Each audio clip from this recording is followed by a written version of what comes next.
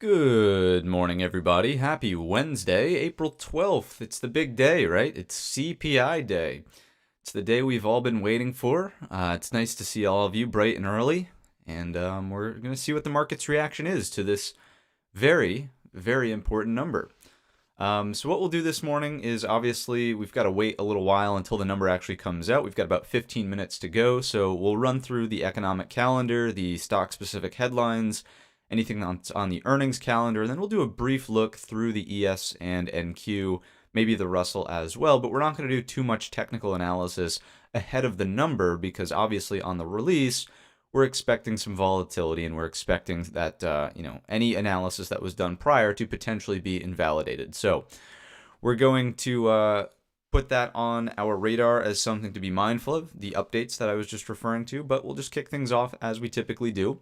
Let's give it a little minute here and let some folks trickle in. As we're waiting, go ahead and do me a favor, hit the thumbs up button. It's a great way to support the stream and hopefully push it out to more viewers. And yeah, who's here this morning? We'll say some good mornings and then we'll get going. Again, there's 15 minutes to go until the CPI number comes out. I'll give you some commentary on that in the meantime. But good morning, Michael Cobble. Nice to see you. We've got Rebecca F., Christian, Henry, Davey Day Trader, Ike, Don Hill, of course, Ketchup Kings, the original Rude Boy. John Wilkening is here. Nice to see you. We've got Mickey. Sharath is here. Jay Hicks. Willow Puff. Starlight. Good morning. Cipriano. Good morning. David Ball. Swipe. Harlot. Big Stick. Quest of Quest. The Real Toto Fan. We've got Stevie J. John Cardozo. Paul Boder. Inza. Thule. Buckminster Wallace. Chris Carras. Kay is here. Rolando. Who else? Victor Y. I see Lord Trader. Alex Rodriguez. Demetrius. Stafford. Good morning, everybody. So let's just do some brief commentary on what's going on or what we should be expecting for the CPI here this morning. So you can see, obviously, that this is kind of what we're dealing with as the opening or before the opening bell in about 15 minutes. We're going to be getting the month over month, and the expectation is for a 0.2, which is actually in alignment of what is typically pretty decent. It's a normal read, we should say, for the CPI month over month. Remember that if the Fed's target is somewhere around 2% inflation, right? If you annualize this, I understand that compounding probably makes it slightly higher, but this brings us to 2.4, right? 12 times 0.2, 2.4, right? So a rough estimate that's getting us much closer to that Fed target goal here. The issue is that the core CPI is still going to be coming in around at 0.4. That's a little bit too high, and we know that the Fed's ultimate measure of inflation is still PCE, core PCE, which is still elevated, right? But we're getting closer to readings that are in alignment with the Fed's mandate of price stability, aka inflation, that's much closer to 2%. You can see the previous was almost double that, so not really a good-looking read in the last round of CPI numbers. Now, the year over year is still unacceptable, right? The goal is to have this ultimately reflect a 2% year over year. And you can see the expectation is still for a 5.1. So we're moving in the right direction. If I bring up this tool here, you'll notice, obviously the trend in inflation is in the downward direction. Let's be very clear about that. That's exactly what the Fed wanted to see. It's an indication to the Fed that, hey, our policy so far is working. Our higher interest rates and our balance sheet reduction is, it's bringing inflation down. That's exactly what they wanted. And so far, the jobs market is remaining tight, and the market is looking at that as saying, okay, maybe we can actually go into a recession, but it's a low unemployment recession. Corporate earnings don't really get hit too bad, and we'll see what the outcome of that is. That's the market's perception right now. That data is subject to change, but it's not our job to forecast that data. It's our job to see how the market's reacting in the present to that data, and then make an assessment based on how, the market responds, and say, okay, we should be aggressive, and this is kind of the narrative that we're paying attention to, or we should be a bit more concerned about potential, downside because of the way the market's responding. So as of right now, good news has been good news, bad news has been bad news. So what are we looking for? Well, if we want the market to rally, if you're a bull and you want to see the market recover here, then of course you want to see the forecast hit. You want to see a 0.2, you want to see a 5.1 or better, and you want to see a 0.4 or better. And by better, we mean lower, of course. If we get bad news and we are above the forecast, I would say it's going to be, probably an adverse reaction from the market. However, I would probably say that we're only going to get some catastrophic type of move from the market if we start hinting at reads that are as bad as the previous. So a 0.3, I think the market can deal with that. Again, it probably won't be pretty, but it's not going to be an Armageddon type move. If we get a 0.4 or something that's higher than a 0.4, run for the hills, right? Let's duck and cover. Same thing happens here. I think the market can probably handle, a miss here, give or take, maybe 0.2 of a percentage point. If we come in at 5.3, it won't be the end of the world because it's still such a significant reduction from 0.6%, But if we get anywhere close to 5.5, 5.6, run for the hills. And the same thing is true about core here. Can't really afford to miss. Obviously, the previous was just 1/10 higher. So that's kind of my expectation for the market. If we come in at 0.2, I don't think that the market really sees an extraordinary rally. I think that the market just kind of says okay, that was the expectation, good to go. If we come in at 0.1, obviously if we beat the expectations here, that's where I think you get that significant rally because inflation is coming so far down under control. Maybe it's actually a signal that the Fed does not have to give us a rate hike in the next meeting and the labor market remains strong. So the battle against inflation is being won. The labor market remains tight. People have jobs. There's not going to be a hit to corporate earnings. That's the Goldilocks scenario. So I'm not here to forecast what exactly will happen. It's not my job to say this is what the market should do in terms of how the inflation numbers come out. I am not here saying, the numbers came in at 0.2. They came in at the expectation. What a coincidence, right? Of course, the numbers are cooked. You can take that very cynical approach to the market, but I don't really think it leads anywhere productive. I don't think it leads anywhere productive because if you're just, that cynical about the numbers and you're just always skeptical of every single move in the market, you're never going to actually take a trade. You're never going to have the guts to take a trade.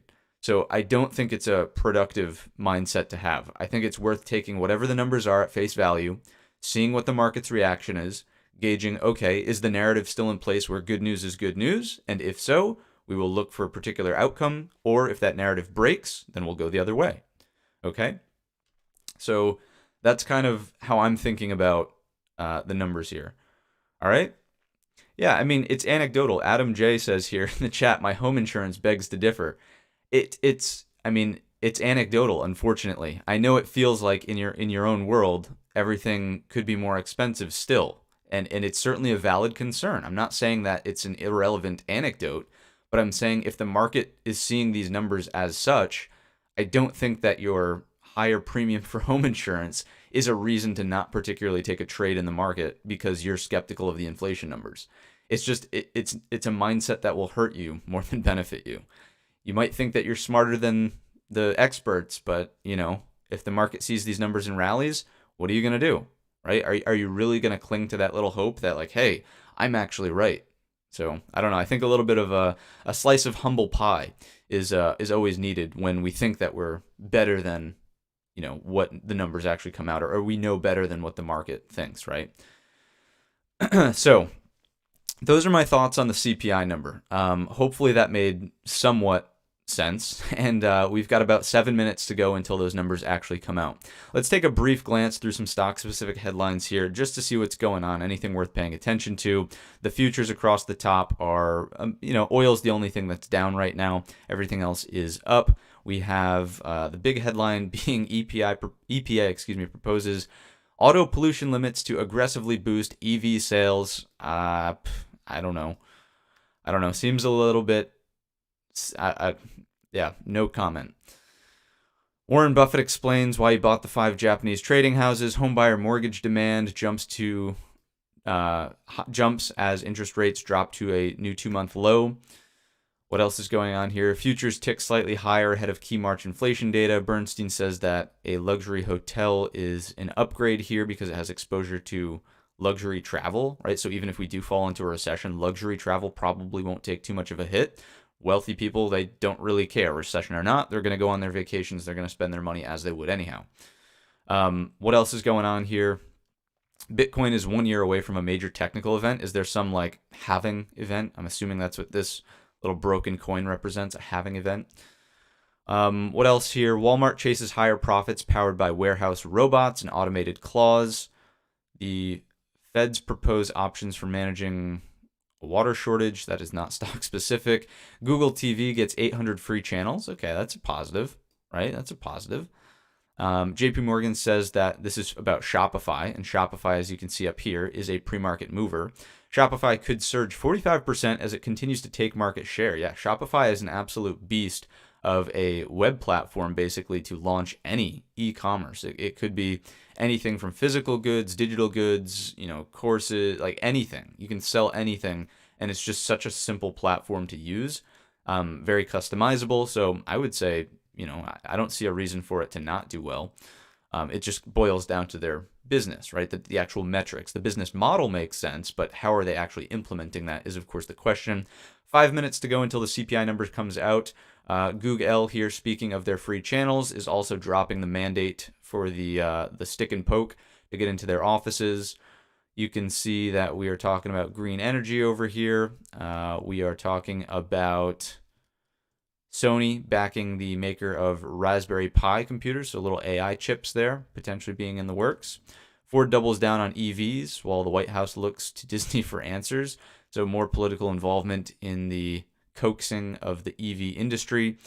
Apple to open first stores in India next week, underscoring the CEO Tim Cook's bullish view on the country. Yeah, I do think India is sort of, the stage is set in India for a big, tech rise, and I think that's something that Microsoft's CEO, Mr. Nadella there, has also talked about in the past. He's very bullish on India, specifically around AI startups as well.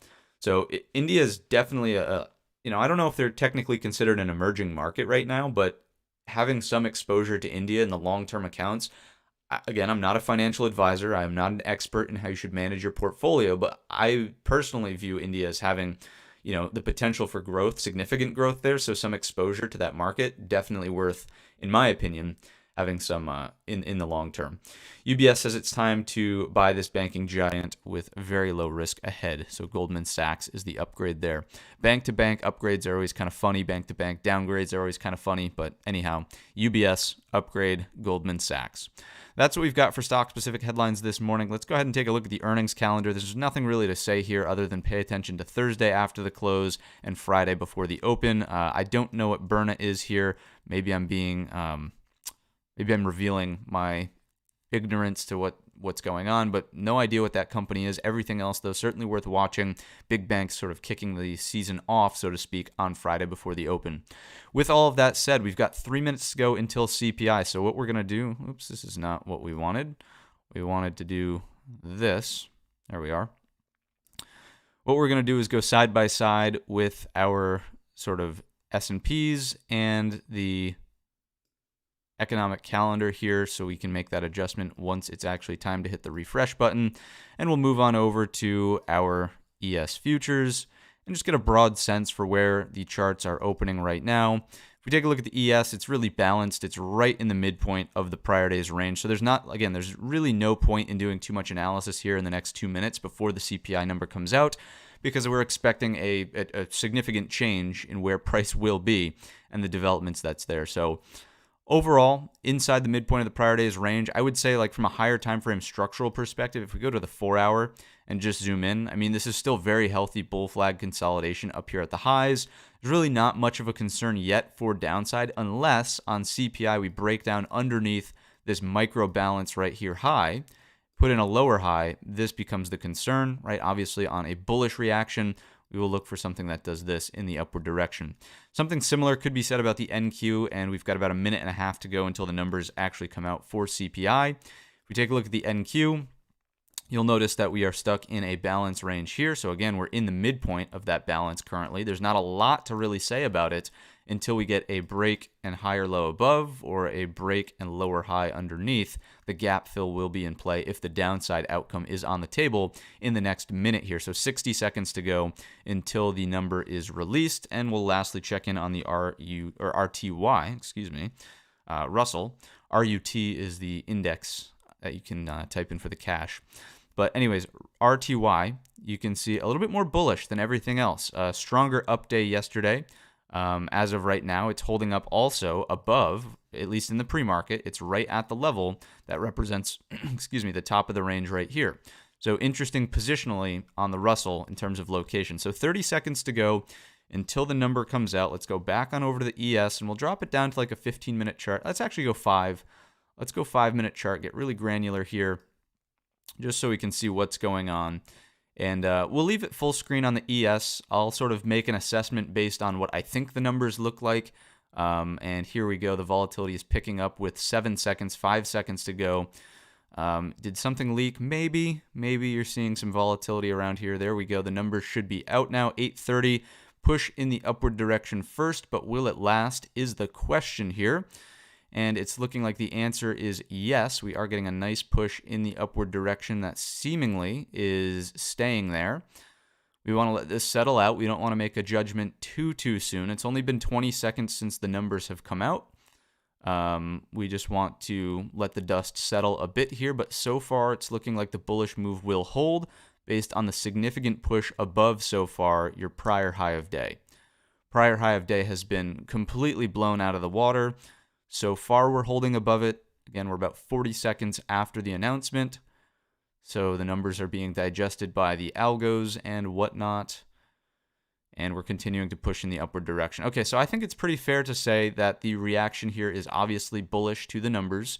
So my expectation, without looking at the numbers yet, would be that we got a severe beat in the inflation readings across the board, really. So month-over-month reading probably came in at 0.2 or better. Like with a reaction like this, I would probably say better. We might have actually gotten ourselves a 0.1 reading on the month-over-month.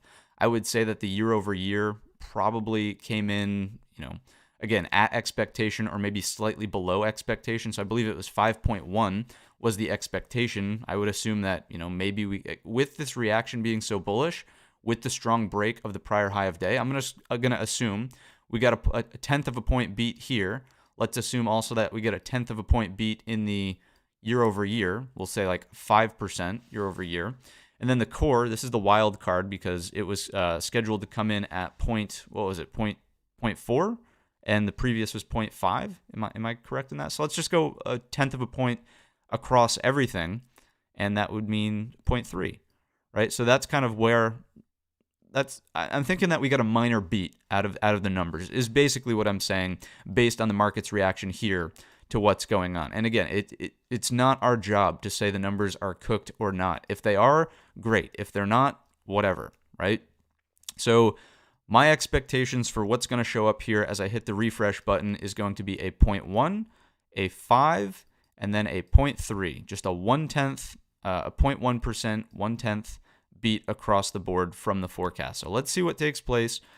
I'm going to go ahead and refresh and what's going to go on here. So nice and slow reload. That's fantastic. Love to see that. Come on. Are you serious? Wow. The economic calendar, I don't know if it's their site just taking a while to load, but I mean, I don't know if this is showing up on the stream or not. Maybe I'll do something like this. As I drag it a little bit higher, I can see it out of the corner of my eye. You can see it says we're waiting for forexfactory.com. Let's see a refresh here. Come on. There we are. There we are. Okay, so not bad. Not bad. Look at that. Not not freaking bad. We were correct here, and we just hit the expectation on the core. We didn't come in at that beat, which I was sort of thinking at a 0.3. So not bad. Not bad. Pretty spot on reaction from the market and, interpretation. So I'll give myself a pat on the back. I'll give myself a pat on the back for that one. That was pretty good. But anyhow, again, it's just we're dealing with the market's reaction now. We've got to deal with the price action in front of us. We know that the numbers came in at or better than the expectations. It's a sign that the Fed is winning on both fronts. The labor market remains tight. People are getting jobs, although it may be at a smaller or a lower pace than before. People are still getting jobs. The unemployment rate is historically low, and inflation is coming back down to earth. Everything that the Fed wanted to see. The banking crisis is not causing any, continued contagion. It's, right now, everything looks good. You could argue with me all day about, hey, a black swan event is going to come around the corner and wipe everything out. Well, I don't think it's worth really, a black swan event is something that can't be predicted. That's the whole reason why you call it a black swan. So I don't really think it's worth, pounding the table for that as an outcome. It's too hard to predict. It might be naive to not think one could happen. I'm not saying one can't happen, but I think positioning based on it is just not all that useful. So anyhow, let's stop waxing poetic about our fundamental views of this market, and let's just talk about price action, because price does not lie. Price does not lie. All right. So ES, let's go on up to a 4-hour time frame chart, and we'll just do the full top-down analysis now that we know that we're getting a bit of a bullish break here in the upward direction. So 4-hour trend here is definitely up, and now you can see that we're contending with these prior highs around 4,200, which is an incredibly important area. If we think about like a weekly time frame chart, I hate to blow it out to such a large time frame, but I mean, this is significant here, the fact that we are getting a move in the upward direction, because now all of a sudden, the head and shoulders that everybody is pounding the table about on social media, it's no longer really a threat, right? With an equal high forming up here, it's not really a threat. There's still a strong opportunity that even if the market pulls back off of the equal high in subsequent weeks to follow, we could easily find a higher low on the weekly time frame chart and remain in like an ascending triangle type pattern, which of course has bullish implications. Higher lows, flat top. Eventually, we're looking for that to break in the upward direction. So I do think that the move this morning has some significant impact to the overall story that's being told here. If you watched the Sunday, or it actually came out on Saturday, but if you watched the weekend update video, I think that the head and shoulders was really over as a possibility as soon as we really recaptured the highs of the banking crisis breakdown candle here. Ideally, if that pattern was going to play out as a bearish pattern, it would have done something like this and rejected. The right shoulder would have rejected the breakdown point of the banking crisis. It simply didn't happen. It just didn't happen, right? So all things considered, let's go back down to a reasonable time frame for day trading. 4-hour, right, is definitely bullish. Like there's no arguing with the reaction here from the market so far. So let's keep on trickling down through the time frames. Hourly is up next. From the hourly perspective, obviously something significant has also happened here. Yesterday, we actually saw this level hold. Now, the price action in the morning yesterday was absolutely hideous. There was nothing really constructive about the price action yesterday morning. It was just a balance. It tried to break down. It failed. It came back into range. It didn't really see upward progress. There was this slow grind throughout the afternoon. But I mean, look, it was just, yesterday was a terrible, terrible day of price action, I would say, for the morning session. But nonetheless, in the overnight session thus far, and obviously this push away solidifies it, we technically have a break, retest, and higher low confirmation of a move outside of this previous balance range on the hourly time frame chart. I mean, you can't really argue that this is a bearish pattern. We're making progress in the upward direction. Obviously, the market's trading up here right now. I think the bulls are making, they're making a stand here. They're definitely making a stand here. It seems like that's the obvious conclusion to draw. Let's go ahead and move our overnight high to its rightful position way up here at the top of this move. What do we have to be concerned with now? Like, it's great to identify that, yes, this bullish breakout is taking place, but like, what are our next levels to really trade against here in the market is the next reasonable question. I think that we should start thinking about, okay, well, number one, we're obviously going to be opening on a strong gap as long as this holds into the open. So gap rules will be in play. All right, if gap rules are in play, we know that, we're pretty much looking for a fade of the move if we fail the overnight high in the downward direction, so on and so forth. That's fantastic. But what could potentially act as support before the full gap close all the way to the prior high of day is the key question. So what we'll do is we're going to turn off the extended hours sessions, and we're just going to objectively look at the price structure from regular trading hours data. So, you can see that we're currently trading 41.71, so we're opening, just shy of this overnight high. We're opening right here. If we pull back, there's, the case could be made for support off of prior rejections. If we can hold up above this gray bar, it's a partial gap fill, and that's constructive in the upward direction. If the sellers are, quote unquote, going to complete their job, they should close the gap. If that doesn't happen, again, we're pointing out where structure could be outside of just the gap rules framework alone. If we hold up for a partial gap fill, about a half gap fill, and at this previous structure, sellers are not doing their job, buyers strike me as being strong, then we should look for a rotation in the upward direction. So that zone does strike me as being in play. If we get straight up continuation, just contending with the equal highs we just saw on the weekly time frame chart, right overhead. So those are the two gray bars that are almost instantly in play based on where we're opening thus far. And if we go even further out, do we have anything else off to the left? Let's grab more days here. We'll go with a full spectrum chart. Like, what would be the next zone on a break here? Notice also, if you just line this up, resistance was once support. There is technically an overhead gap. There is an overhead gap. I think that this might just be something to have on our radars as potentially being in play. Not today, but just if this up move continues to pan out. I mean, you can see it's substantially overhead. I'm not please, folks, don't misunderstand what I'm saying. I'm not calling for 4,300 on today's session. Let's be very, very clear about that. We're not calling for 4,300, a 100-point rally. Would it be nice to see? Sure. But is it likely going to happen that way? I don't really foresee that. All right. I'm just pointing out that there is a gap technically over here that we should somewhat be mindful of as we move into future trading sessions. Let's go with an 80% opacity there. Good to go. All right. So those are the levels from the hourly chart that we're sort of looking at with extended off. Let's go down to a 15-minute chart now that we kind of understand the structure that's around us. Recall that this is the gray bar that could represent half gap fill. This is the overhead target at the weekly equal high, equal high. That's this gray bar up top, right around 41.90, okay? And this pullback area is 41.60. We've talked about 41.60 in the past.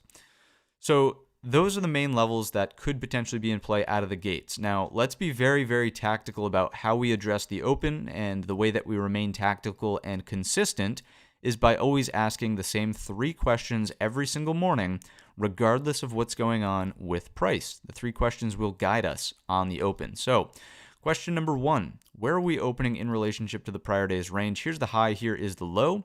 Obviously, we're opening on a significant gap up outside of the previous day's range, which obviously is a bullish indication. However, puts gap rules into play, which we were just alluding to a second ago. And gap rules would, of course, imply that we're looking for somewhat of a fade in the downward direction if the other 2 questions that remain support that thesis. So question number 2 would be, where are we opening in relationship to the overnight range? Here's the overnight high. Here is the overnight low.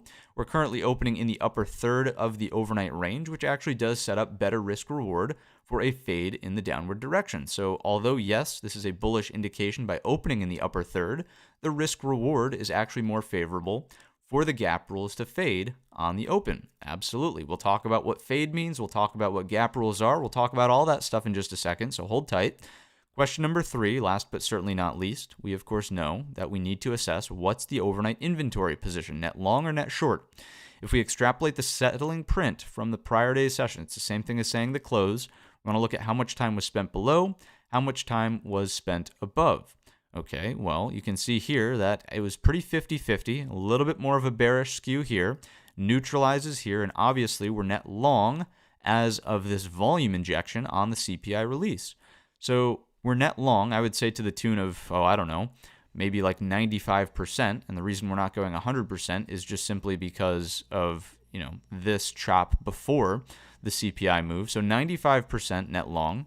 I'll put L here for long, which does mean that some inventory correction could take place in the downward direction. If the market is too net long here, if we have too many buyers who got involved at terrible trade location, then absolutely, with the shock and awe from question number 1, we should be expecting a knee-jerk reaction on the open. If these longs who are positioned poorly at the highs do not get paid on the open, we're looking for a fade. So here we go. Gap rules are coming in. 1, 2, 3. Here we go. So if we fail to take out the overnight high this morning and trade back down under the opening print here, we are looking for a short in the downward direction to close the gap into the prior high of day. Into the prior high of day. You might be saying, why would we ever short a big rally from the pre-market? What the heck are you talking about, man? Obviously, the momentum is bullish. We just walked through those 3 questions. Everything looked bullish. Why are we talking about shorts? Well, we're talking about shorts because the psychology of participants here is really going to dictate what's going to happen on the open, right? So you can see already in this upper wick, someone must have, let's bring it back to the basics. If price is printed up here, there's a buyer and seller at every single transaction. There's a buyer and seller at every single transaction. So if somebody was selling, somebody was buying. We know that somebody is positioned long up here at the highs. For every seller, there must be a buyer. For every buyer, there must be a seller, right? And you could, let's not get into the weeds of shorts closing as buyers. There's not technically new money buying, right? Let's not get into that. But for the most part, 2 sides of every transaction. So to some degree, there will be longs who are positioned up here at the highs. If we do not see a rotation over the overnight high, the longs who initiated new money longs at this position, terrible location at the top of the move, who are not getting paid, should close out as screens go red underneath the opening print. Now, the opening print could be here, the opening print could be here, could be here. We'll see how that unfolds as we get closer to 9:30. But the idea remains the same. As you have trapped longs, if we fail to take out the overnight high, the longs with the worst trade location do not get paid. They close out as we violate the opening print. Screens go red, and then we look for a rotation in the downward direction. Because what do those longs do to close out? They sell. What does selling indicate as we're underneath the opening print? More sellers should technically come into the market, right? That's why we're looking for the gap to fade and close into the prior high of day. Now, as we talked about on the higher time frame, like the hourly, it's worth noting that if we get a partial gap fill, like a 50% gap fill, let's take out the Fibonacci's and just see where the 50% actually is. So let's just play it out to the overnight high. I totally understand that if we're opening here, a half gap would be, less than that. Well, let's just play it out to the overnight high. The 50% mark is, right in this gray zone. All right, so if we get let's do it from here to here. If this is kind of where we open, the 50% mark is literally at the bottom of the gray zone. So 4160, I would carry forward 4160 as a key level. 4160, regardless of if it's an open up here or an open kind of here where we just saw. 4160 strikes me as the number to really be paying most attention to. We just saw that on the hourly chart, right? So there's a little bit of a flash of red. So anyhow, the thinking is still the same. All right, now it's our job to really assess whether or not this trade makes sense. So because we're opening here already in the midpoint of what could have potentially been the gap range, does it make sense to take a short if your stop has to go over the overnight high in this case? Is your risk reward really favorable for a downside move? And the answer in this case is not really. So, as and if the market continues to push away from this overnight high, the trade for the fade, aka short in the downward direction, actually makes less and less sense, right? So this risk reward doesn't make sense unless there's if we open here, there's a very small attempt to go higher and then it's under the opening print. I mean, this makes sense, right? Our risk is here, our reward is down here. We're still looking at roughly a 2-to-1 or slightly better than a 2-to-1. That's great. We'll take that trade every day of the week. But if it requires a full test of the overnight high before fading off, unless there's a better short entry up here that you can spot based on an inverted hammer, based on a double top, based on a head and shoulders pattern or something like that, unless there's a better indication, the short would not be through the opening print stop over high of day, right? You can just see how this risk reward makes no sense at all. So let's be very clear about that, right? The risk reward needs to make sense for this trade to actually unfold in the downward direction. And then, as always, I want to be very, very clear about this because I don't want anybody misunderstanding that we're just shorting this thing on the open. It's not the case, right? The 2 things that must take place before we even think about the fade is, number 1, we must be underneath the overnight high. And number two, we must be underneath the opening print, wherever that may be. If for some reason the market rallies and is spending time up here, the short is off the table. We're not looking to fade that market.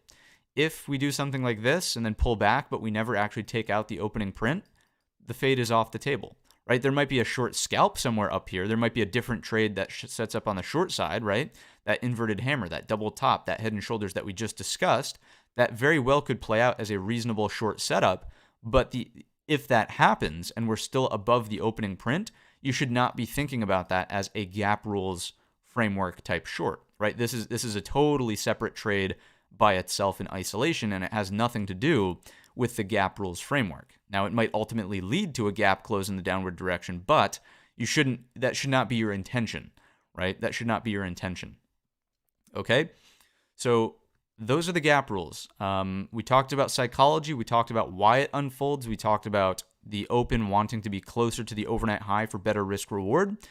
If you're not comfortable shorting this, I would say that's fine. But you should be open to the idea that the gap closes, and the next idea after this is a gap fill reversal. So making it to the prior high of day, then looking for a reversal in the upward direction. Why is that? Well, again, on the hourly time frame chart, we've already made the assessment that yes, we are technically in an uptrend. We know that we have seen a break and retest that held up above the top of the prior balance range. That was basically yesterday's crappy price action in the morning. But nonetheless, it did hold up. It even held up into the close there with the lower wick forming on the pullback. That was a nasty waterfall into the close. But notice that the buyers stepped up at that key level. So the assessment from the higher time frames is that the buyers still remain in control. Therefore, if we want to see a higher low produced on the bar to bar, we should see some sort of respect of the prior high of day. Buyers remain in control. Anybody who was committing new money longs in yesterday's session wants to see price remain outside of yesterday's session, so they're willing to take another stab long at the prior high of day. If there's buying demand here, you get the idea. We see a reversal back in the upward direction. So the two things that we're always looking for on the open, I know there's a lot of things to be keeping track of, but the more you do this, the more it just kind of is ingrained into your brain, right? What we're looking for essentially is something that does this for a short trade to close the gap and then a reversal off of the gap close, off the prior high of day. Target 1 on the gap fill is obviously prior high of day. Target 1 on the reversal away is always the opening print retest. Okay, so this would be T1 on a gap fill reversal. Opening print, retest that. If we make it through, fantastic. Buyers remain in control. If we find a lower high underneath, that's where you would say, okay, obviously kill the long trade and reassess. Is there another decent opportunity to move back in the downward direction? Should we be thinking about high or low above prior high of day, right? There's a number of different setups that have to unfold after that. But for the gap fill reversal, the target should be the extension of the opening print. It's always target number 1 here. Okay, so those are the two things to watch for. Fade in the downward direction on a failure of the overnight high, on a breakdown of the opening print, then a reversal off of the prior high of day, target the opening print retest. Okay, those are the two trades that typically unfold when we're dealing with a gap. Now, you might say, Matt, well, what if we just get straight up momentum in the upward direction? How do we actually trade that? It's difficult. I'm not going to lie to you. It's very, very difficult to actually trade a gap and go in the upward direction. The reason being is that you just feel like you're chasing this the entire way. So to avoid that feeling of chasing, there's a couple of things that you could do. If you're someone who does not have the discipline to be patient, you need to get involved in the opening action, I would just say reduce your position size significantly if you're just going to take a stab long. Again, I wouldn't recommend that. That's really not a responsible way of trading, but if that's how your psychology works, reduce your position size significantly. The risk is obviously for the pullback to close the gap. You don't want to get caught in that if you're long here. Instead, the responsible way to get involved if it's a gap and go and we just see upward continuation is, okay, we get a rally first, and then you're looking for any high or low pullback above an upward sloping VWAP, right? Because what does that tell you? Well, number one, if we're above VWAP, the average buyer on the day is committed, right, at a lower price. Therefore, people have incentive to hold, not fold. And then on a pullback, right, you can try to scout the turn there, and you at least have some semblance of risk management. You place the stop underneath the pullback. Maybe the stop goes underneath the VWAP, depending on how close we are. And then you look for that play in the upward direction, just continuation, right? So it's got to be some sort of responsible pullback entry if it's a gap and go. Otherwise, I think you're just, taking a shot in the dark here And the risk is, as we've just assessed, for a pullback to close the gap. So that's the upside on a gap and go. Perhaps a strong indication as well would be a partial gap fill that then gets back over the opening print, higher low that respects the open here. That's also a very reasonable setup for an upside trade if that plays out in the first place, right? So partial gap fill, let's say that we support off of the 4160 level that we were just talking about. We were just talking about it on the hourly time frame chart, right, as being structurally significant.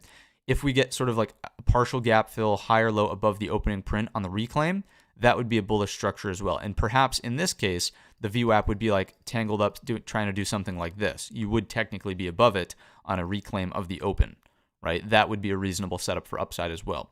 Now, let's address the bearish scenario, right? Because we've talked about the primary situation. We'll rank order these things in 1 second, and don't worry, we'll make it very clear.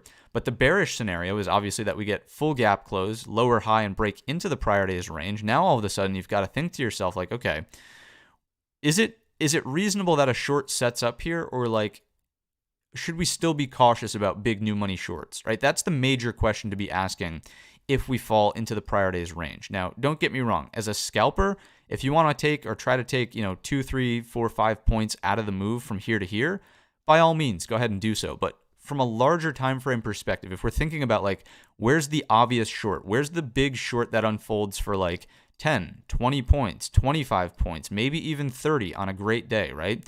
Where's that big short going to unfold? Is it as we fall into the prior day's range? Probably not. Probably not, right? This is showing us, based on prior day's lows and the reaction at those lows, that we're technically holding up above the top of the hourly balance, right? Let's just go back to the hourly chart. Let's be very clear about what I'm talking about. This is the hourly balance. Yesterday's lows clearly indicate some sort of support there. So if we do fall into the prior day's range, I still don't think it's a massive short. The short is back into the range for the rotation to the bottom at 4,100. And lo and behold, there's your beautiful, 35-point short. 41.35 down to 4,100. Okay? So I'm just not seeing the larger short that's ready to unfold in this market. I can't see it based on the structure here from the hourly. All right, hopefully you can be an objective viewer of the markets as well and say something similar. Now, if you short it from here and you're like, you get all of this, then kudos to you, but I'm not necessarily sure that that is responsible or even likely, I should say, from a technical structure perspective. So anyhow, that's what I'm seeing in the market. Let me quickly rank order these things back down on a 15-minute time frame chart, so you're aware of sort of my thinking for the open here. Then we'll take the YouTube poll that we're always taking to gauge the chat. All right, so what I would prefer to see, number one on my list, and you folks, I'm sure you know it, I've talked about it all the time on gap up days. What I would prefer to see is the gap rules to unfold and something like this to take place. I would love to see a lower high underneath, nowhere even close to the overnight high, that sets up decent risk reward to fade the entire gap.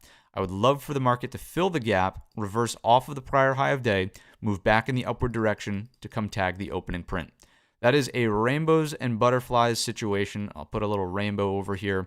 The market rarely gives us exactly what we want, but that is a rainbows and butterflies situation. Structurally, psychologically, that would be perfect. That would be perfect, and that is my sort of expectation always when it comes to a gap day.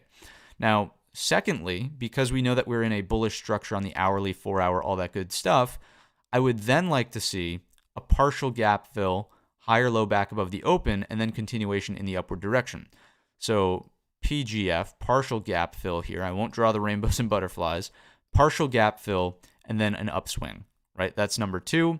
Number 3 would just be a gap and go, meaning that there is no pullback whatsoever. It's higher low pullback above a VWAP. It's a break of the overnight high.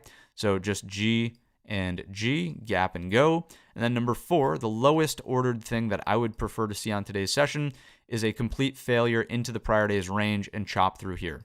I just, it wouldn't be very constructive from a market structure perspective, right? So that's really low on the list, which is just a total gap fill, and then we'll put a, FR, failed range, back into the prior range, okay? So that's what I would like to see on today's session, rank ordered. Number 1, this is like my Goldilocks scenario. I would love to see that. Number 2 is still okay. Number 3, we're starting to think like, little bit more difficult to trade. Number 4, definitely a bit more difficult to trade, okay? These are not this is not what we're polling. We're not polling this right now.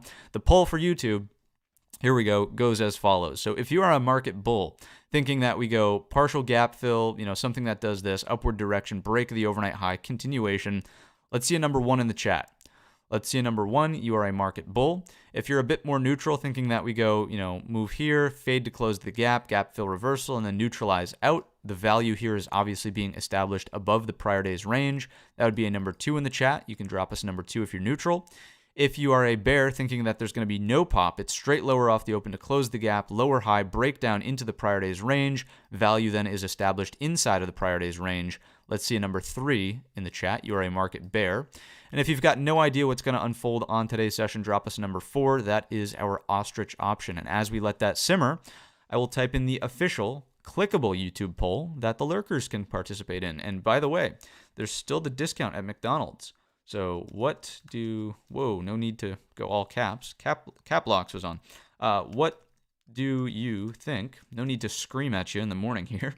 Number 1 is bullish. Number 2 is newt. Number 3 is bearish. And number 4 is the ostrich. Oops, ostrich. If I could spell, that would be great. O and 4, good. The clickable YouTube poll is out there.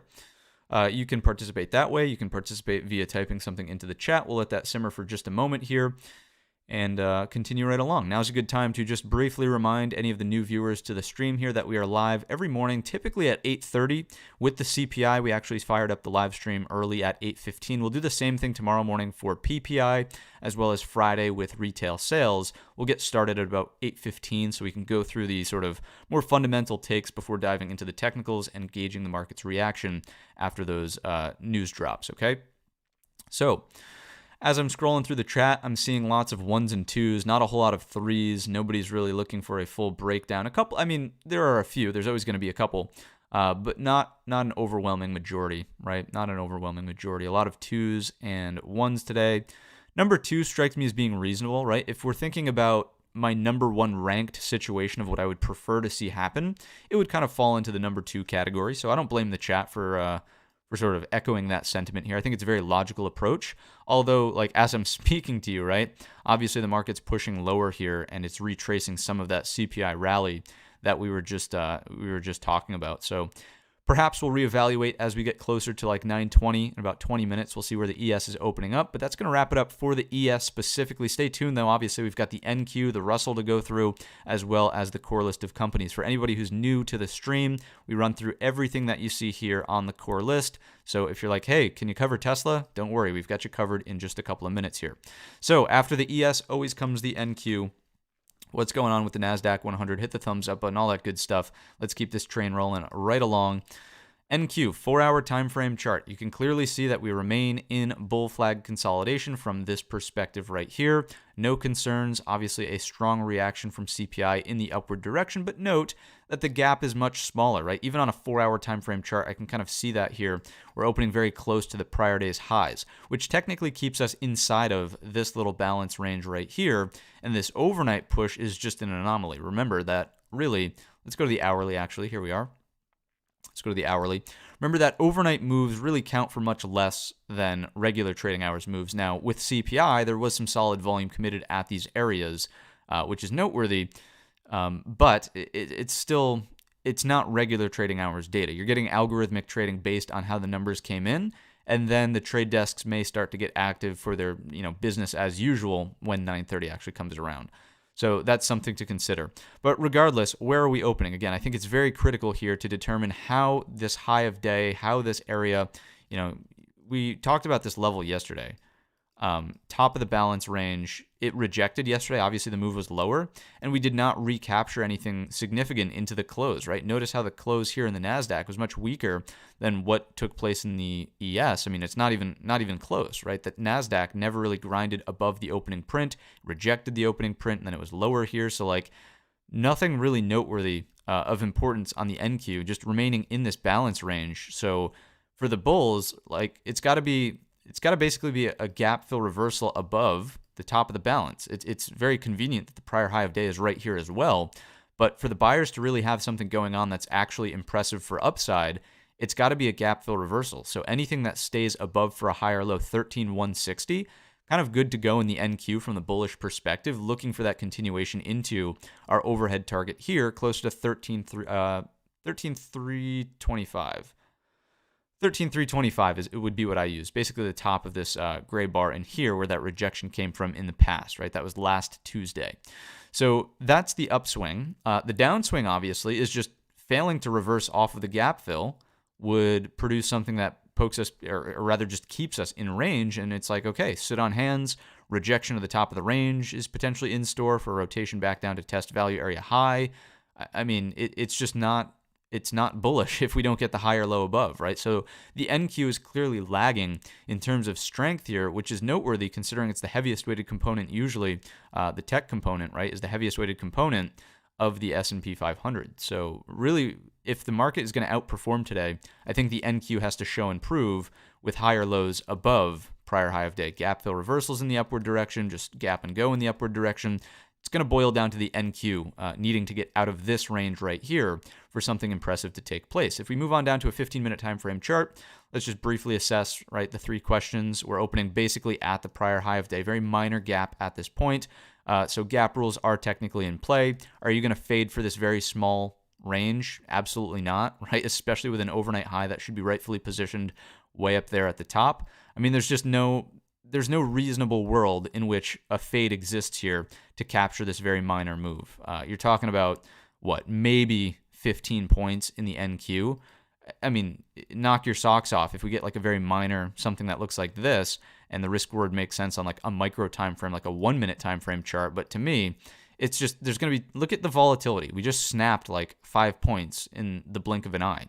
So that to me is like off the table as something to actually trade for. It doesn't mean that gap rules don't apply. We're still looking for the gap to ultimately fade and then move in the upward direction. It just is something that we can't execute a trade based on considering the ranges that we're dealing with, right? So gap rules still in play, looking for the reversal that we just talked about on the hourly time frame chart above the prior high of day to keep things bullish and rotate into the overnight high, potentially higher than that, to 13,325 is the level that we just discussed.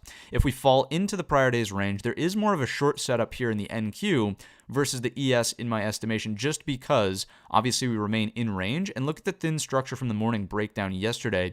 I think that the market could come in here in the NQ and test value area high, right? So this range is obviously a bit more attractive to trade for in the downward direction on any break, lower high inside of range, and just, continuation in the downside move. So that's the NQ up and down, right? Up and down here. It's got to either be a push away now that we're literally opening on the prior high of day for bullish confirmation break of the hourly range, or something that does this tradable here for this range to test value area high.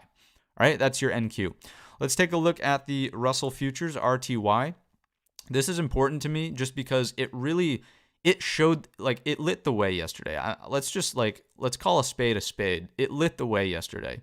And we actually mentioned this in the Discord. If you're not in the Discord, join the Discord. But one of the comments that we made early on in the session was just like, hey, the Russell it's staying above its prior highs here, right? The Russell is really this bull flag consolidation as the ES was pulling back, right? This deep snap that ultimately put the full gap fill reversal in yesterday. I mean, everything about the Russell was saying, hey, the market's not really poised for a big breakdown. Obviously, the NQ moved lower, but the SPY itself actually held up well, although it was very tricky to, I'm not saying the trade there was easy. It was by no stretch of the imagination easy yesterday morning, but the Russell is continuing to act as a leader. That's the main point. That's the main take from this little conversation we're having about the Russell right now. So I still think it's worth paying attention to. You can see that the gap is firmly in play in the Russell. We're still opening well above the prior high of day. So if the Russell is going to continue to act as a leader, the solution to our problems are quite simple. If the Russell pulls back to close the gap and reverses off of it, I would not be thinking about big new money shorts in any broad market sectors, right? Be that the S&P or the QQQ. If the Russell breaks into the prior day's range and then falls into the hourly range, let's go to the hourly chart perhaps to make this illustration very clear, right? This range, we know, has been very significant. On yesterday's session, we broke out of it into the afternoon. We closed right on the edge of it, right? So if we think about what that entails for the Russell and like what that means, a gap fill reversal keeps us outside of the big hourly range. It's very difficult to be constructive to the downside if you're not spending time making lower highs, in that range, right? The idea for the Russell would have been, okay, a rejection off the top of the range is a lower high from here to here. Now we're looking for the bottom at 1730. With this gap up this morning, obviously that's, it's starting to neutralize. We're starting to get that equal high. So the probabilities of that unfolding are becoming lower, essentially, right? Now that we're stacking up structural support underneath us here at the top of the range. So again, even if you don't have the screen space to have the full Russell chart up, I think it's worth having, I guess if you don't have the screen real estate, two things. Just put the IWM in the Market Minder window up here in a watch list or something like that. Watch the percent change from the open, but also watch the percent change from the prior day's close. Reason being is like percent change from the open will be red if we start to fade the gap, right? If it's green, obviously, we get a gap and go. But if the percent change from the prior day's close is still green, then we're not breaking down into the hourly balance range that we just saw. So I would prefer that you have the Russell up in its full form, aka a chart somewhere in your setup. If you don't have the screen space for it, IWM in a Market Minder window, percent change from open, and then you should add here, specifically for a day like today, right? Because the close is here, you should add the percent change from the prior day's close, which is just the default thinkorswim value, okay? So that's the IWM. We've got 9:09 on the clock. Let's continue along through our charts of the ETFs, the cash ETF equivalents. So for the S&P, very, very interesting stuff took place here. It was very difficult to actually watch the ES and make this evaluation, but I'm sort of I'm kicking myself in hindsight. And, hindsight is kind of it's a dangerous thing in trading, but the ES was not so clean. Look at the SPY, right to the level we've been pounding the table for at 409. So this is like a lesson to myself to potentially watch the S&P through the lens of the SPY as well, and being willing to trade SPY options instead of just so wrapped up in ES futures. But nonetheless, I don't want to be a hindsight trader. It was a great move off of 409. I was unable to capitalize on that. Again, kicking myself in hindsight, but let's move into the future here. What's going on with the price structure? So we're breaking out of the 3-day balance range from here in the cash ETF. We are significantly above, or I shouldn't say significantly, but we are above the equal high here. So where does continuation take us? I mean, ultimately the target should be up around 416.75, but 413 is a contender. 413.25, 413, it's a contender. So what's the watch? It's the same idea. Gap fill reversal, 413's on the table. 413.25, that would be the upside watch. The gap fill is at 411. 411 is your prior high of day. I would watch for 411 as support. As long as we're above 411, very difficult to be a short in the S&P. If we fall under 411, I still don't think it's the end of the world. You can see structurally, bears don't really have anything going on until the 409 level breaks in the downward direction. And then maybe this turns into a daily double top, but remember, it's got to be a flush of the neckline. If this is truly a double top, got to break down underneath that neckline and produce a lower low from here to here for the bears to have an edge. Just not seeing it with the open happening way up here, right? If you want to be doom and gloom, thinking that we're going straight to 406.13 and then breaking that on today's session, be my guest, but I'm not seeing the evidence for it. So that's the S&P through the lens of the cash ETF. Your key numbers, once again to reiterate, as long as we're above 411, good to go for higher low pullbacks in the upward direction. Gap and go, 413.25, falling into the prior day's range, just monitor 409. Next up, QQQ, NASDAQ 100. What's going on? We know that we're still stuck in this balance range. This is now a 4-day balance range. You'll note that yesterday we did not break it like the S&P did. So in the pre-market, we're trying, like with the CPI gap in the upward direction, we're trying to get above that 317.50. The question becomes, can we hold it? It's as simple as that in the QQQ. Right? Gap fill reversal is technically above that level. It's at 317.75, 317.80. But for the most part, line in the sand is just 317.50. As long as a higher low is produced above 317.50, bulls kind of on parade looking for that upward rotation, and that would be a break of this 4-day balance range. You could easily see how a doubling of that range takes us into these highs, 320.50, 320.75-ish, slightly higher, right? So that's the upswing here, as long as we're producing higher lows above 317.50. Again, be mindful that the gap rules are in play. The gap rules do not just disappear because now we're looking at cash ETFs. The gap rules are still there. We're looking for something that does this. But again, I think because we're opening so far away from the overnight high, the risk reward is not so favorable to actually play the fade lower. The idea on the open now is just like, where do these higher lows form? Do we respect the gap fill reversal? Are we above key structure? And in the QQQ, the number once again is 317.50. So that's your QQQ. Next up, we've got IWM Russell 2000 and our small caps. What's going on in small cap land? We just discussed it with the RTY futures. There's your balance range. The IWM ETF is slightly better. You'll notice that we're above that 176.75 top of range. And in the pre-market, right, we're getting a more significant gap than what we saw in the S&P and the NASDAQ. So small caps definitely signaling a bit more of a risk-on type environment here, which makes sense. Like if inflation is coming under control, if the Fed's tools are working, if unemployment remains historically low, right, let's tie the fundamental in with the technical. If that's truly the case, then yeah, it would make sense that there's some risk taking that's going to resume in the small caps, right? So, if the market can stabilize here, if we're not going to go through this deep and dirty recession because inflation continues to persist at these elevated levels and unemployment is firing out of control, then yeah, of course, again, technically it makes sense that some more risk taking is back on the table and the IWM is basically a proxy for that. So through the upper edge of the weekly expected move, that is something to note here in the IWM. We are through the upper edge of the weekly expected move. And I would just, I would carry that forward as an indication to say, okay, the market's obviously looking for longs here, but does it make sense to be a long at resistance as we're extended through the upper edge of the expected move? Probably not, right? So are you going to chase the gap and go? Probably not in something like the IWM, just based on positioning around the expected move, right? So that's kind of how you would tie in expected move and actual execution for the day. It's like, okay, let's be a little bit cautious here as we run into resistance. It doesn't make sense to chase this. You want to see a pullback first, all right? And where does the pullback want to be? Just anywhere above 176.75. So that's the IWM. Let's get down to business through the core list of companies. I'm sure this is what folks want to hear about. What's going on with Apple here in the pre-market? Anything interesting based on the CPI gap news? Not really. We're just inside the prior day's range. I will say that yesterday's close looked pretty convincing for a flush, but CPI has obviously changed that. That's no longer a primary situation that I would be mindful of.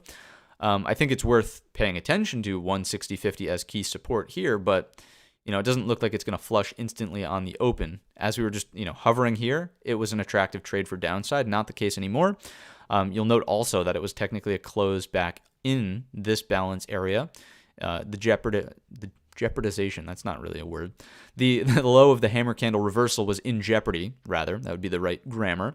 That was in jeopardy, and of course the gap close was the idea. But now again, with the CPI bringing prices higher, I think that this inflection point is quite clear, right? It's just a break potentially over 162.25.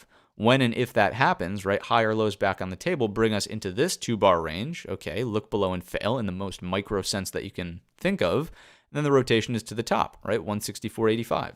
So that's the upswing here in Apple, higher lows above 162.25. We were talking about something very similar on yesterday's open. It's in play once again with the CPI reversal off of these lows in here. Okay, so 162.25 Apple is your key watch. Next up is Netflix. What's going on with Netflix? You can see a full gap fill on yesterday's session. We're opening in the midpoint now of that range. Notice the high is way up here, the low is way down here. So technically in the midpoint of that range, we are not really threatening a break of this. We can start to think of this as just a balance. You could, sort of think of weekly bull flag. You could think of balance range. Doesn't really matter how you want to classify it. But for the most part, right, we're opening in the midpoint here. So do we really have an edge? Not really. Not really. Netflix is a patience play in this little balance range on the daily.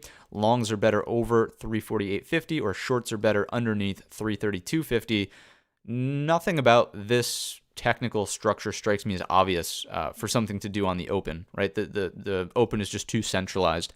Next up, we're going to take a look at Tesla. What's going on with Tesla? This is the one that I'm sure everybody always asks about. You can see a couple of things. Well, number one, yesterday the inverted hammer closure off of the bottom of balance from here was looking fairly promising underneath the low at 185 for today's session, erased as of the CPI move in the upward direction. So if this is truly going to be a reclaim of the bottom of the balance range, if this is going to try to form as like lows, higher lows, then we should be thinking, okay, can we produce the equal high? 213 is a stretch of a target, not calling for that today, obviously. But the first step in making some constructive moves towards that level would just be any higher lows above 188.50, the bottom of this balance range. So like a reclaim of 188.50, certainly looking good for first steps to get there. First target, probably 200. That strikes me as being within striking distance, depending on where this gap pulls back to. You know, if we're opening here around, let's just round off 192. It's basically the 50 SMA. A green bar that looks like this is totally reasonable on something like Tesla. Look at the green bars from here, average true range. It's not all that big of a stretch for Tesla to put in a bar like that. So 200 could be on the table as an up target for today's session. You are looking for a gap fill reversal, anything above 188.50 constructive on the higher low. Next up, we've got Google. What's going on with Google? Taking a look at Google, it was the cup and handle in the cup and handle, which is breaking down underneath the secondary cup and handle breakout point. So cup and handle started to break. Obviously, we're back down underneath that inflection at 106.25. Trading above it actually in the pre-market, but for the most part, this daily candle close underneath was kind of nasty, right? Reversing that hammer candle that attempted to form here. So that's not really that's not a primary focus anymore. A primary focus would be like just get us out of this range above 107.75. Anything that just chops around in here, in my estimation, is just exactly that. It's fairly choppy. It's not abundantly clear how that resolves in the upward direction. Technically speaking as well, we have a double inside bar setup, right, where it's a double I inside of the large green-bodied bar. Here's inside as well. So something impressive will take place when we can crack that high or when we can crack this low. Till that happens, I mean, it's just technically Google's in a consolidation phase, right? So nothing obvious in Google. I would say that Apple is a primary watch, Tesla is a primary watch, Google and Netflix not so much. Meta, what's going on here? Breakout over 216.85 is on the table for this morning. This would also fall into the category of a primary watch. Any consolidation that's above 215 looks good. Watching for the break over 216.85 for continuation to 221. Speeding it up just a little bit here for the end of the show. I know we've got 9:20 on the clock. NVIDIA closed the gap. And we talked about this the other day, looked kind of menacing yesterday on the reversal, getting back, to the downside all the way to this gap area. Now with the CPI reversal, it's like it's this was undone here and this is undone here. So the bears really wanted to see the nail in the coffin being the head and shoulders pattern. It's still on the table. It's still on the table as we're opening at 274.25, but it's got to reject here early on in the session for that to be a likely outcome. If we do see upside back into the high of the red bar, I think the idea is that this starts to build out an ascending triangle, not so much a head and shoulders pattern. So I would just watch the 274.25 resolution in NVIDIA, not so much. Obviously, the gap is no longer really as pertinent. Let's keep it rolling here with Microsoft, and then last but not least, the mini beast Amazon. Stuck sideways in the range. What's going on pre-market? Inside a little bit. Yeah, it's the midpoint of the daily range, which doesn't really thrill me, right? There's nothing obvious from a daily perspective. So this falls into the category of something very similar to Netflix almost, right? It's just in this daily balance range. I don't want to get caught up in this. It's like the cleaner long is over 289.25, or the cleaner short is under 281.50. So those are just the two primary watches. Being in the midpoint, I think, it's going to take some time to get here. It's going to take some time to get there, and then we'll make an assessment. So I don't really have an edge for you in Microsoft. Then last but not least, the mini beast. Amira, it's last but not least the mini beast, which is Amazon. That's what we joke around and call it on the channel here. Last but not least, the mini beast is Amazon. It is underneath, it's staying underneath this 101.25. So even in this pre-market CPI rally, you'll notice that the sellers stepped up around this area, or just no new money longs wanted to buy it up in there. So we're looking at rotations to just keep us underneath, and then here. Underneath 98.55, 98.50s, trade back down into 96.50. All right, so I think that this also doesn't have the most obvious implications. I would say that this is not a primary watch on the open. Just to sum it up for everybody, primary watch will be Apple, Tesla, Meta. Everything else is a bit more, what would you say? It's not so clear. Not so clear what the setup would be. And then if we just quickly check back in on the ES with 9:22 on the clock, I'll give you some final updates to the ES. A little bit of an attempt to stay towards the midpoint of the gap. Let's go 15-minute chart, make that last assessment here. The gap fade, again, is still not really that attractive, noting that we're opening far away from the overnight high now. It's better to trade for the short, obviously, when you're breaking down from here and the target is way below, right? Gap rules and risk reward. But opening here, unless there's a very minor pop first and then it's like consolidation and breaks down like in the afternoon, that's potentially a trade. But just, I mean, look at it. We have a 10-point range now instead of what would that have been, like 20-point range, double the range if we were opening 4170 or better. So just be mindful that the psychology is still for this to take place, but the actual executable trade is not so likely here from a risk reward perspective on the open. All right, so keep your wits about you. My primary focus will probably be on those individual companies that we just listed: Apple, Tesla, Meta, and then looking for the gap fill reversal, looking to enter on longs for some structure that does this in the ES. All right, that's what I've got for you in today's session. Hopefully you took something away from it that helped out with your own learning, your own psychology. If you did, do me a favor, hit the thumbs up button on your way out. I wish everybody a green trading day. Just a reminder that we'll be live once again tomorrow morning at 8:15. 8:15, we're getting more economic data tomorrow morning at 8:30, so we want to start a little bit early so we can prepare and see the market's reaction. If you're not in the Discord, join the Discord. It's completely free and linked down below. It's just a redirect link. It was nice seeing some new viewers in the stream. I appreciate you being here. Again, I wish everybody a green trading day, and I will see you in the next one.